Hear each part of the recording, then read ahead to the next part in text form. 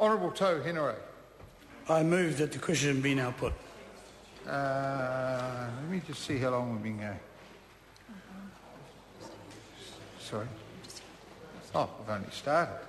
Honourable Nanai moves. Mr. Chair, thank you. Just in speaking to part 1 of the bill and the purpose, if I'm to understand it as it's intended in clause 3, this is a small part of a larger comprehensive claim for Whanganui Iwi. So, as I had alluded to in my previous contribution, the mechanism to give effect to small component parts of larger comprehensive settlements is very important in terms of how the legislation is set out. And I alluded to that in my prior contribution, but I wanted to also go to clause 5 because I think it's quite deliberate the way in which negotiators have set out their intent of what is actually comprehensive. In clause 5, clearly 5B clearly sets the scene by saying that we're only dealing with historical claims. Clause 5A sets out the basis upon which those claims originate, so claims emanating from the Treaty of Waitangi or as a result of an omission in law or issues to do with common law are the types of things that are component parts of this comprehensive settlement. But 5C, which I think is a really important clause because it actually highlights in my mind what Sir Archie Taiaroa lived and died for, and that was the Whanganui River. It is not included in the comprehensive settlement, and I think that's actually something that gives me great hope in terms of his aspiration and vision for the people of Whanganui to ensure that the river, as it is so much very much an intrinsic part of the people and how they identify themselves, that the river settlement will be something that will be dealt with altogether differently. And if that is the intent, Minister, of clause 5C, which says that it does not include claims relating to the Waikato River, so the comprehensive historical claim...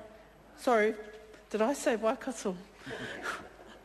They're one and the same in terms of some history, so I could go back to that actually. They say that there was one teardrop that fell on Ruapehu, and from there the Whanganui and the Waikato River originated. So many of the stories that we have linking us as a people in Waikato to the river, I think we may have inherited our kōrero from our tuakan in Whanganui, so my apologies.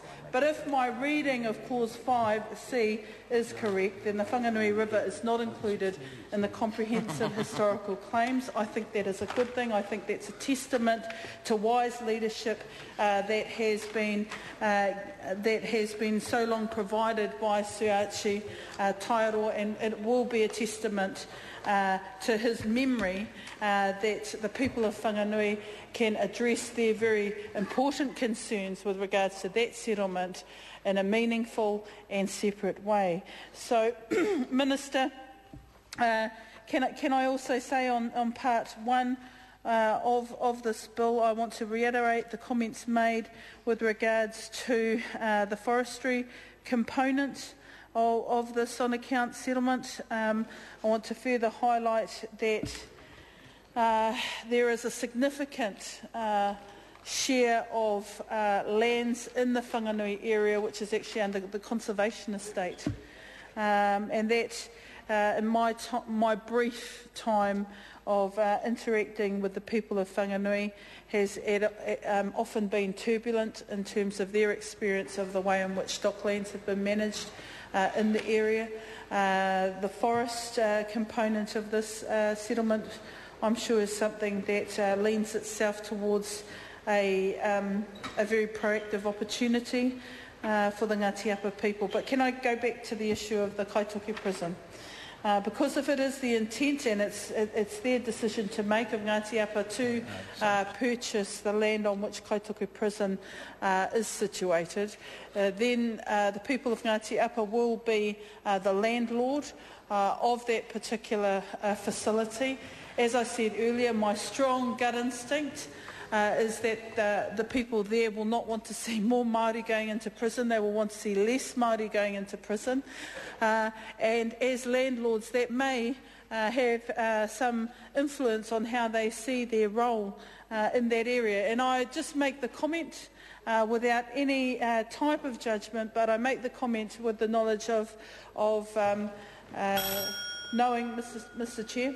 Honourable Nanaia. I make the comment with the knowledge of knowing that, with the understanding that as the landlord of a Crown, let's say Crown rented operation, the corrections facility, that may create a little bit of tension, because as market rentals are reviewed and the Crown is required to pay perhaps more in their market rentals, perhaps they might not understand at the other side of the ledger.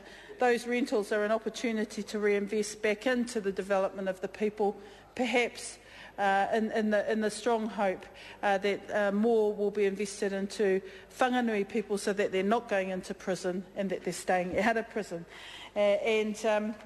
I watch with some anticipation about how events here unfold, because as we see that this government wants to privatise prisons, and some mood amongst various iwi groupings is that they may want to get into managing prisons.